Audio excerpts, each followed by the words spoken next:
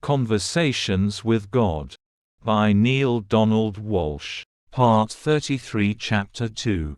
No, my children, please let me assure you again, through this writing, that I am without needs. I require nothing. This does not mean I am without desires. Desires and needs are not the same thing, although many of you have made them so in your present lifetime. Desire is the beginning of all creation. It is first thought. It is a grand feeling within the soul. It is God, choosing what next to create. And what is God's desire?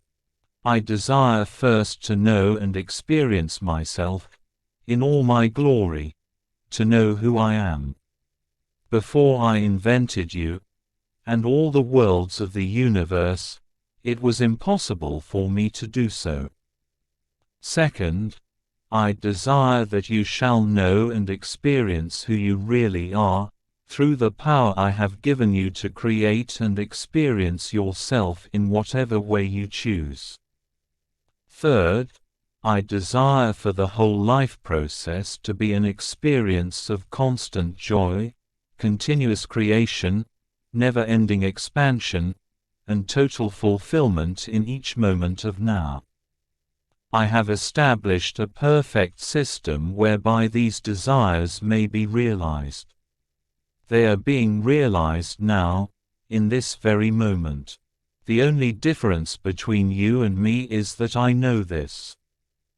In the moment of your total knowing, which moment could come upon you at any time, you, too, will feel as I do always, totally joyful, loving, accepting, blessing, and grateful. These are the 5 attitudes of God, and before we are through with this dialogue, I will show you how the application of these attitudes in your life now can, and will, bring you to godliness. All of this is a very long answer to a very short question. Yes, hold to your values, so long as you experience that they serve you. Yet look to see whether the values you serve, with your thoughts, words, and actions, bring to the space of your experience the highest and best idea you ever had about you. Examine your values one by one. Hold them up to the light of public scrutiny. If you can tell the world who you are and what you believe without breaking stride or hesitating, you are happy with yourself. There is no reason to continue much further in this dialogue with me, because you have created a self, and a life for the self, which needs no improvement. You have reached perfection. Put the book down. My life is not perfect, nor is it close to being perfect. I am not perfect. I am, in fact, a bundle of imperfections. Sometimes I wish with all my heart, that I could correct these imperfections, that I knew what causes my behaviors, what sets up my downfalls, what keeps getting in my way. That's why I've come to you, I guess. I haven't been able to find the answers on my own. I am glad you came. I have always been here to help you. I am here now. You don't have to find the answers on your own. You never had to. Yet it seems so presumptuous to simply sit down and dialogue with you this way, much less to imagine that you, God, are responding. I mean, this is crazy. I see. The authors of the Bible were all sane, but you are crazy. The Bible writers were witnesses to the life of Christ, and faithfully recorded what they heard and saw. Correction.